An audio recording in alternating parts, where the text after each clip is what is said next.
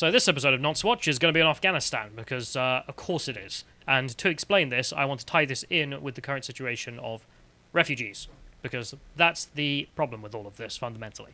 So here's the news from Priti Patel saying on the BBC that she set up a new scheme to take 20,000 Afghan refugees. First 5,000 to come in the first year. So this year we're going to get 5,000 Afghan refugees. Again, remember we changed the rules so you don't have to bring your passport to prove who you are, because, well, the government collapsed. Therefore, I don't know how we're verifying these people. They haven't told us how they're screening them to make sure they are actually translators or people who work with us, or not nonces, but that's something she said. But the question has to be asked. There is a difference between our duty to refugees to keep them safe and the duty for them to come to our country. Those are two different things. There is one thing, keep them safe, another thing, send them to the UK. Because you could send them somewhere else. You could pay another country handsomely and say, look, we will pay for their upkeep because we're sending them to you, because the integration of them into Britain is going to be different than their integration into Saudi Arabia, let's say. I don't even understand why 20,000 as well, because why are we taking responsibility for people fleeing the regime which they didn't even put up a fight despite our help? They clearly didn't really want to fight them in the first place, so why should we house them when they flee the regime? Why 20,000 is the correct question, because there's only 20,000 interpreters in total for the entire campaign. So it's not about them, because Canada's taken 20,000, America's taken tens of thousands, and sure other countries will be chipping in as well. It's pretty much only going to be the Taliban and government left in Afghanistan by the end of this. I don't know why we can't just take the French approach and be like, no, because we have been through this problem. Anyway, so I'm sure it'll be women and children, just like Priti Patel has been able to say about those coming over in boats. No, it won't be, of course. You can see David posting here. Confirmation from Priti Patel that 8,500 people arrived in small boats from 2020. 87% of them were men. 74% were between aged 18 and 39. They said they'll be giving priority to women and children for those 5,000. I'm not very hopeful, I'll be frank. Anyway, so the Taliban, correctly, people have pointed out, are a bunch of barbarians and a bunch of heteropedos, as in heterosexual pedophiles, to put it that way, because homosexuality is a haram. There's a reason I'm mentioning hetero there. So you can see from this article, just an example, Taliban rape gangs hunting girls as young as 12, so now they've taken over. They're being very Islamic about the situation, and they are a bunch of pedo-barbarians. Yep, that's true. But also at the same time, the guys that we were propping up were also a bunch of pedo-barbarians, except they're pedo-barbarians of the homo variety, let's say. So we go to the next link here. This is Bakubazi. So this is the Wikipedia article. You can read about this in your own time in length if you want. But this is a practice in Afghanistan and Pakistan that translates as boy play. Yeah. It's a custom created in Afghanistan involving child sexual abuse between older men and younger adolescent males or boys who are called so-called dancing boys. It's practiced in Afghanistan and Pakistan, as mentioned, and during the Afghan Civil War, Bakubazi carried the death penalty under the Taliban. So, I mean, that's fundamentally the difference. Do you want heterosexual pedophiles or homosexual pedophiles? No, I don't want any of this. Neither, yeah. Yeah, barbarians can go be barbarians elsewhere. I don't want any of this stuff imported into the UK. So, as mentioned, it was death penalty for them. So, under post-Taliban government, the practices of dancing boys was illegal under Afghan law, but the laws were seldom enforced against powerful offenders and police who had reportedly been involved in such crimes. And as of 2020, despite international concern of its illegality, the practice still continued. Until the Taliban are back now, and they'll just be, well, not much changing. Like, everyone's still a nonce, but they're not noncing on boys instead. You can start to see why the Labour Party is so fond of Islam now, can't you? And this isn't some far-right rumour. No, we can get stories from the US soldiers who were told to ignore it from the American government because it's a cultural practice and we must respect their culture. There is nothing to respect about their culture. Jesus Christ. Especially when it comes to this. So here's a quote from the article. At night we hear them screaming, but we're not allowed to do anything about it, the Marine's father, Gregory, recalled, his son telling him before he was shot to death at the base in 2012. He urged his son to tell his superiors, quote, "My son said that his officers told him to look the other way because it's their culture." Being a nonce was the culture of Afghanistan, according to the Americans who were in Afghanistan, and then when the Americans who want to promote freedom and liberty go over there to serve, find a bunch of nonces, they get told by the government, just ignore it. It's culture. Like, great. In this article, there are some guys who went out and then beat up a bunch of nonces because they were sick of having to deal with this, and the American government took them out. They were just like, no, you're not going to be involved anymore. We're taking you out of Afghanistan for beating up the nonces. So the American government actually protected these people as well. Yeah, these were the guys we were propping up. Not Great. just in the south, it's endemic throughout the entire regime we were propping up. And it's not like the Taliban are any better either, they're a bunch of nonsense as well. Anyway, so the American policy of non-interventionism is intended to maintain good relations with the Afghan police and the militia units the United States has trained to fight the Taliban. A lot of work that training did. Accepting all that nonsense for that army, which totally was going to fight the Taliban. Yeah, they're unbelievably incompetent. It also reflects a reluctance to impose cultural values in a country where pederasty is rife, particularly among powerful men, for whom being surrounded by young teenagers can be a mark of social status. And the reason I'm mentioning this and labouring it here is because paedophilia is offensive to us Westerners, not the locals of Afghanistan. It cannot be accepted within a community this rifely if it is not accepted by the locals. And that is the culture of Afghanistan. So that's the thing you have to keep in mind when someone says to you, let's just import tens of thousands of refugees. What are their views on age of consent? That should be the number one question before you accept them, in my opinion. Also, just to evidence this even further, we have the footage of the chap who went over there and just filmed them talking about, yes, we are a bunch of nonsense. So we can get the next one up. Let's play this clip, which we played before, but I'm going to keep playing because it needs to be in everyone's face when thinking about the refugees. Why was there a boy on that BB? What did that commander say to you? If they don't F the asses of the boys,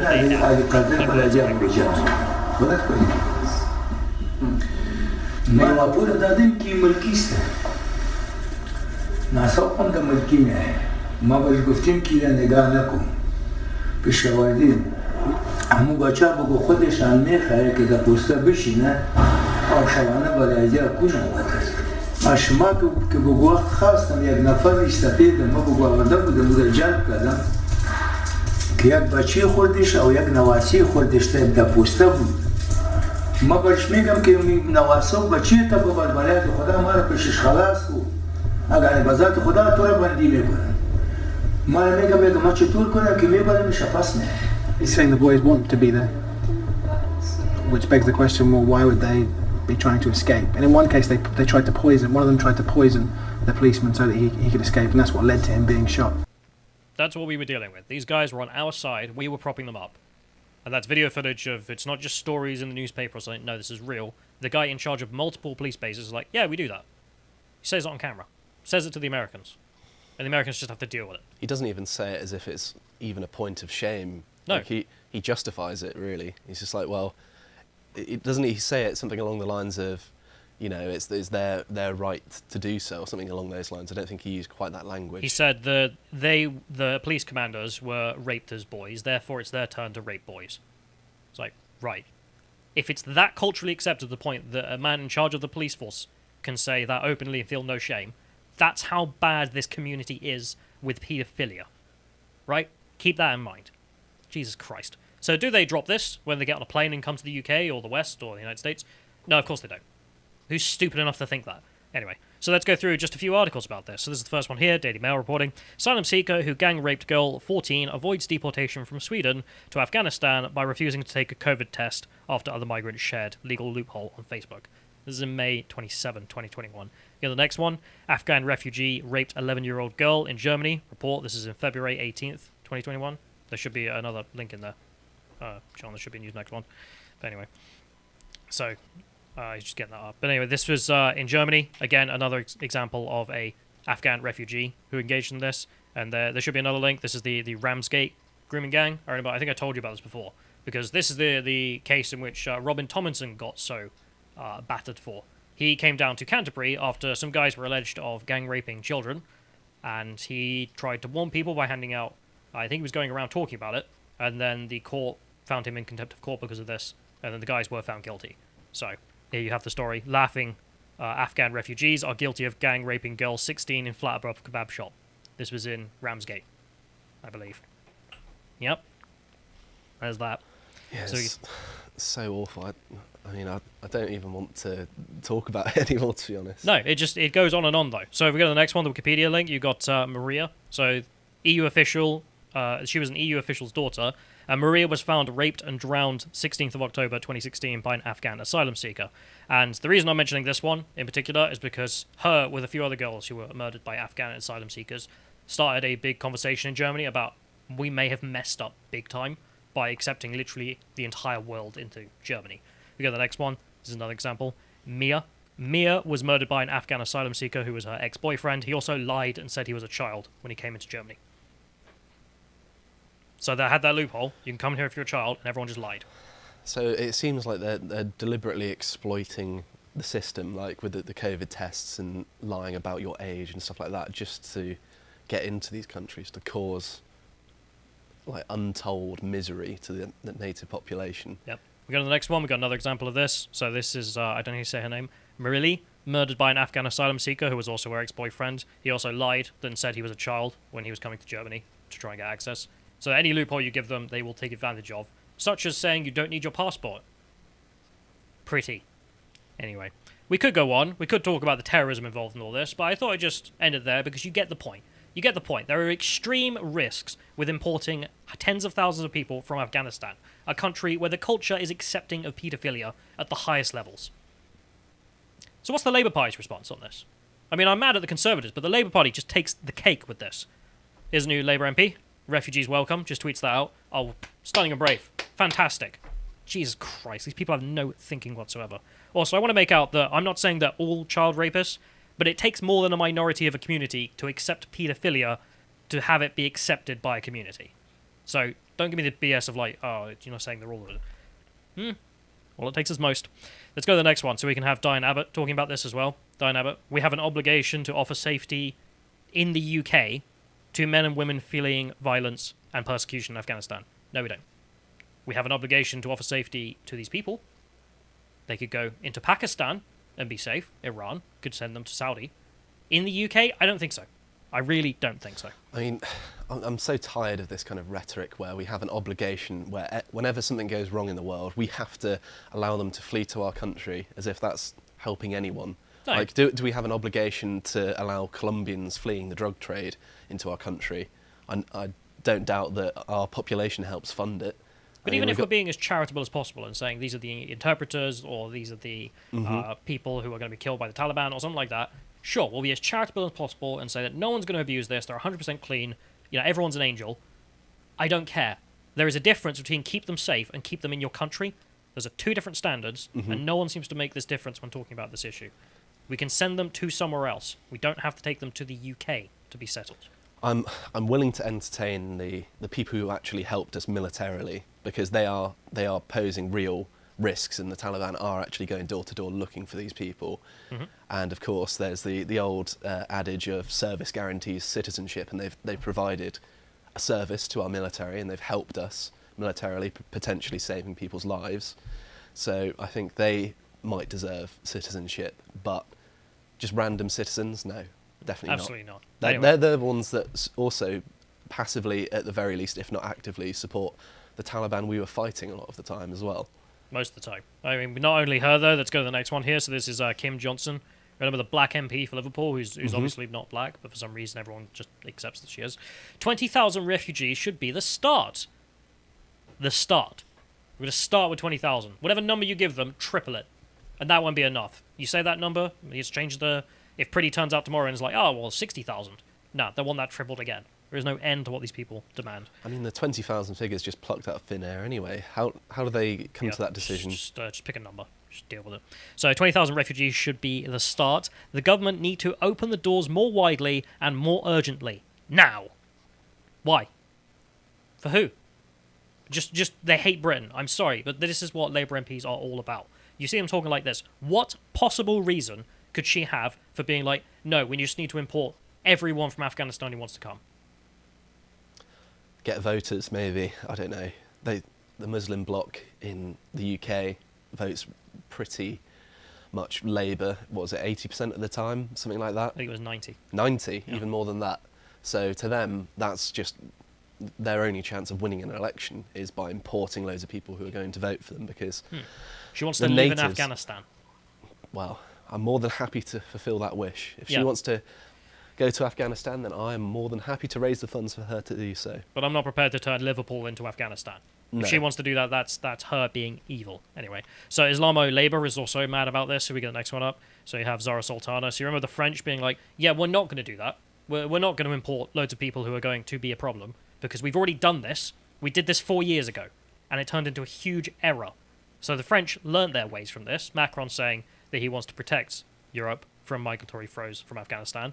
And you have Islamophobia being like, this isn't leadership, this is inhumanity.